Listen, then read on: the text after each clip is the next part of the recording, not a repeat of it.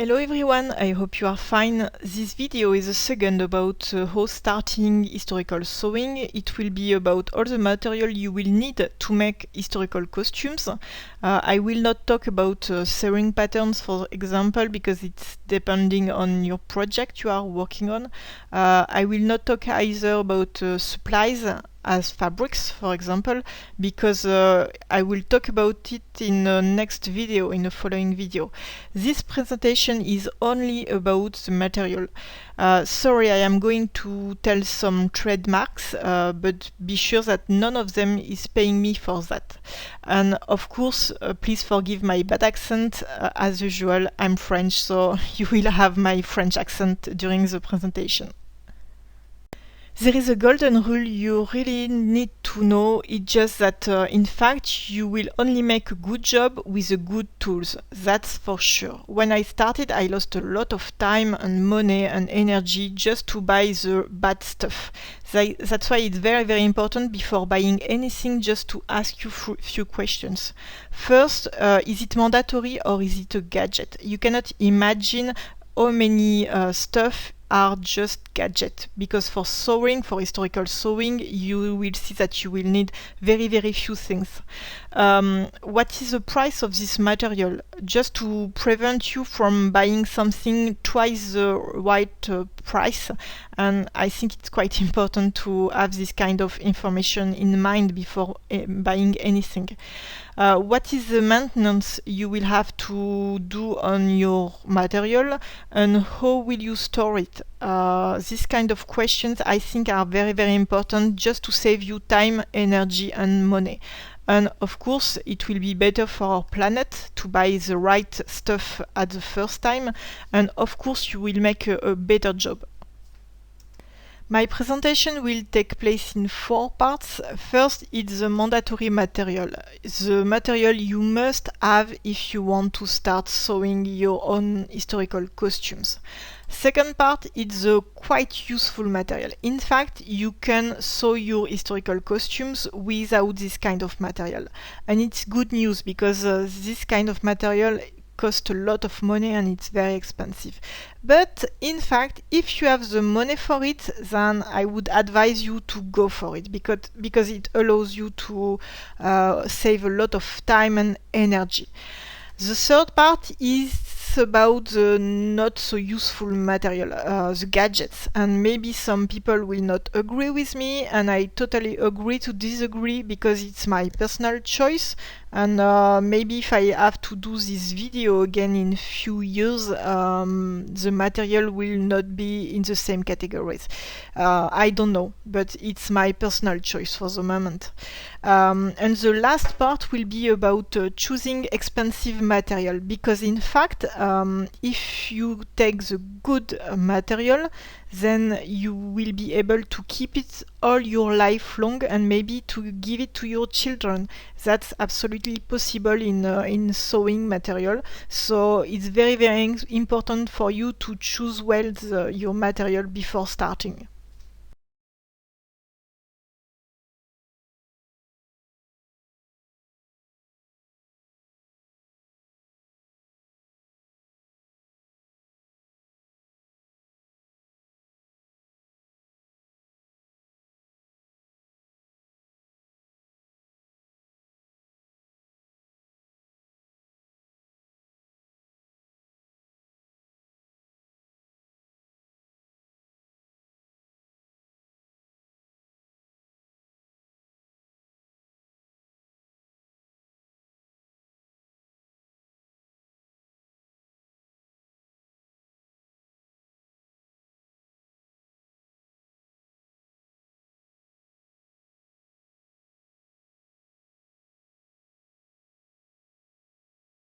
So the first part of my presentation is about the mandatory material. The material you must have if you want to create your own historical costumes. The first mandatory material is needles and thimble. I would advise you to have a set of several needles with several lengths and widths, so you will be able to choose which needle you are going to use for the fabric you are working on. It doesn't cost a lot of money, so please invest and take good needles. For example, I use Boin, which is a good French needle mark. They are more expensive, but there is no comparison between them and ordinary needles because I can unstitch very easily. I go very fast with them, and they don't break while using them, because on ordinary needles sometimes the eye of the needle can break, and you can have needle parts in your fingers, and it's very dangerous. But if you buy good needles, it's a problem that you will not have. Please too, for your safety, use a thimble. I know it's so boring because you don't feel what you are doing, but it's very important for your finger safety. Because while you are doing some historical clothing, you will have to unstitch a lot of things, and if you don't use a thimble, very quickly you will not have fingers anymore, and you will drop blood everywhere on the clothes you are doing, so you have to use a thimble. Just know that if you really can manage with a thimble, there is other kind of thimble. For example, Japanese thimbles and tailor's thimbles, which are thimbles that have different shapes, and maybe if you cannot use another ordinary thimble, maybe these other kinds of thimbles would be easier for you. So take time to choose which will be your thimble, but it's mandatory and you have to use one. About the safety, again, be very careful with the grounds, because needles can fall very easily on the ground, and you can walk on them or your children, so please be careful. And if you have an animal like a cat, be careful, because cats, for example, they eat the threads that you put on your needles, and if you, at the end of what you are doing, you don't cut the threads and take them away and remove them, then your cat can start eating the thread, and at the end of the thread, of course, there is a needle. And for example, myself, I already woke up during a night and finding my cat that was going to die if I didn't find it, because it was just trying to swallow a needle. So I was frightened, but I was so lucky because my cat had no health issue after that. But be sure that from now, when I lived this kind of issue, this kind of problem, now I always remove the threads on the needles, and it's very important. Always safety first for you, for the people you are living with, and for your animals. Another important thing is to have something to cut your fabric. That's why it's very important for you to have at least 3 kinds of scissors and of very good quality. First, you need tailor's shears. It's very important because when you are going to cut your patterns, sometimes you have a very thick fabric, or you will have several layers of fabric, so you need very good shears and very heavy shears, just to make a good cut of the pieces of the pattern. You too will need some sewing scissors, and it will allow you to cut small pieces and to make some finishing work on the project you are working on. And the last kind of cutting material you need is something to cut very shortly and to erase your work, and cutting all the threads that are running out from the thing you are doing. For example, for cutting threads, I use Forces, which is on the top left of the screen. I love them, and I buy them per 10 every time because I always need to have one around me when I'm working. But if you don't like forces, you can use embroidery scissors. It doesn't cost a lot of money. Forces are not very expensive, that's why I have a lot of them. But about sewing scissors and tailor's shears, it costs much more. But please invest and take good quality is very important. If you take good quality, you will not have to buy again some scissors or shears in few years, and you will be able to pass them to your children, for example, if you take care of them. You will need to sharpen them from time to time, but if you do so, and if you could cut only fabrics and threads with this kind of material, then you will have it for your whole lifetime, and it's very, very important. For example, I am still using my grandmother's sewing scissors. They are in a very, very good condition, and which means that it was a very good investment when she used to buy them, something like 60 years ago. I will too talk about pinking scissors, but in fact, for me, it's a gadget. I know that many people will disagree with what I am telling you, but for real, don't buy this kind of gadget. If you really need some, eventually just buy a very, very small edge, because here it's a regular edge. The shape of the pinking is regular, but it's not very nice. So if you really have to buy one of this kind of scissors, buy one with a very, very small edge. The result will be nicest than if you buy this big edge scissors.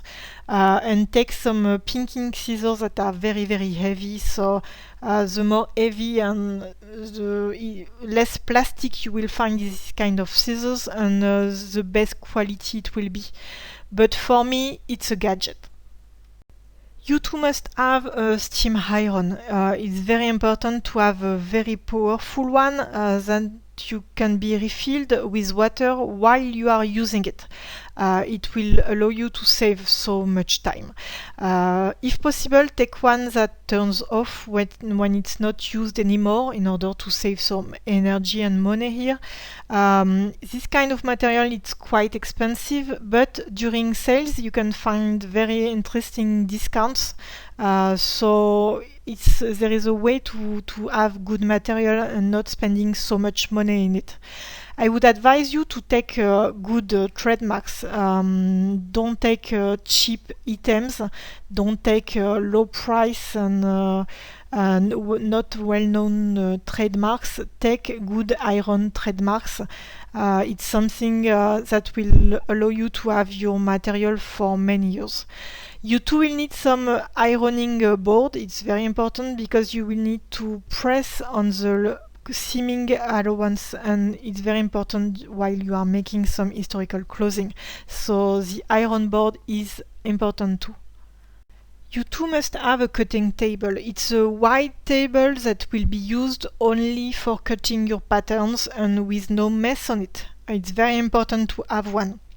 If you cannot have a table just for that, then you can use your dining room table or your desk, but choose a space that is wide and without any mess, just to cut your patterns. It's very important. Of course, you can work without it. You can work on the floor, on the ground, for example, but your work will not be as good as if you have a cutting table. That's why, for me, it's mandatory stuff. Having a big box of pins is very important. Take them as thin as possible and take a big box of them, because you will break a lot of them, you will lose a lot of them. Myself, I use extra thin of the Marc Bohin again, but find your own pins, buy a lot of them, and you will always work with the same pins, and you will see it allows you to work so quickly if you have the good material. I would advise you to buy some fantasy pins with colored head. It's very important if you want to mark a part of the pattern. Having these colored pins can be very useful. I too would advise you to have small quantities of several shape of pins, long ones and large ones, just for you when you are working on the fitting. It's always useful to have other pins than the one you are working with normally, because for this particular occasion they can be useful. And of course, be very cautious, because pins are very dangerous. They will fall on the ground, they will break, and the accident can happen very fast. So I would advise you to buy a magnet, just to be sure that you have most of them, and maybe try to sew on a small part of the room if you are sharing it with other peoples, because it can happen very fast to walk on one of these pins. It happened to me. I went to the hospital and it was a disaster, because things went very wrong, because it's very difficult to get these extra thin pins. So please be cautious and safety first at all moments. Buy too a measuring tape. It's very important to have one. It costs almost nothing and it's always useful. So buy several of them, it's always useful. You too will need some stuff to write on the fabric. First, you need some sewing chalk, like on the left. Take white one for sure, but having several colors is always a good idea to have, because you don't know what the color of the fabric you are working on will be. So buy some. It's not very expensive and it's very useful. You should too buy some friction pen. It's a Mark Pilot. I don't know if it's the same name around the world, but in France it's a friction pen, and it's very useful, because when you put your iron on it, the heat of the iron erases all the things that you wrote on the fabric. So it's very useful. It's quite magical for sewing people. You too will need some plastic ruler, because for drawing lines it's always useful, and I would advise you to buy a Japanese ruler. It's a soft, flexible plastic, and it's very useful, because you can make a lot of shapes like curves with it, and it's very good thing to have. It doesn't cost a lot of money, and once you use it you will never forget your Japanese ruler. It's very important. You need to have some tracing paper just to duplicate a piece of pattern, for example, or to draw some embroideries. It's always useful, but it costs a lot of money. So in fact you can change, and using baking paper it does the job better.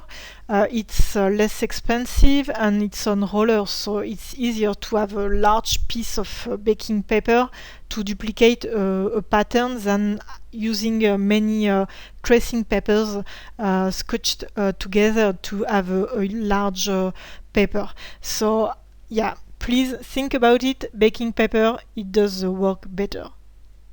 I too buy a lot of this stuff while I'm sewing. In fact, it's some band head I buy in drugstores. It's made in Intissé, and it's very useful for many things. For example, when I make corsets and I need to soft the edge of the boning because it's too sharp and it could go out of the fabric after a few months, so I use this kind of tape. I too use it when I have to assemble feathers or flowers for hat.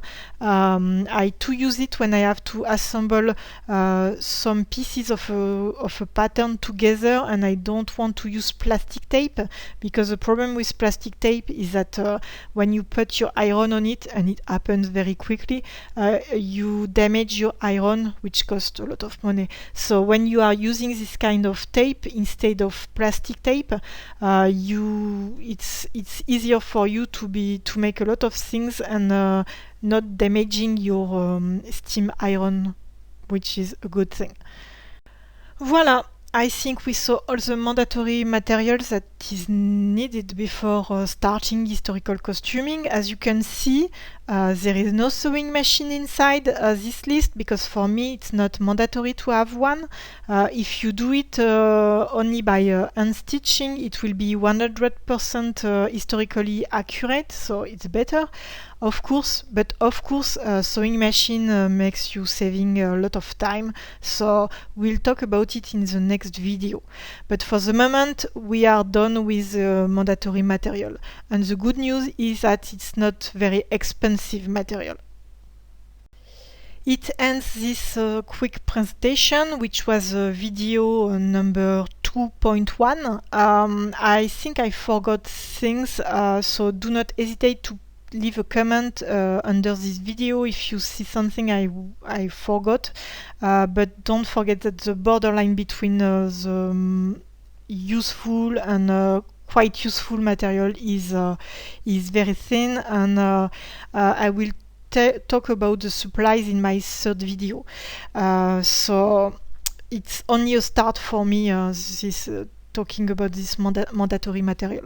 Do not hesitate to take a look at the first video about the question you have to ask yourself before starting if you didn't look at it. And the very next video will be the video 2.2, the quite useful and the useless material. I hope you liked this list. I hope it will be useful for you. Thank you for watching it, and please forgive my bad accent. Take care of you, and bye bye.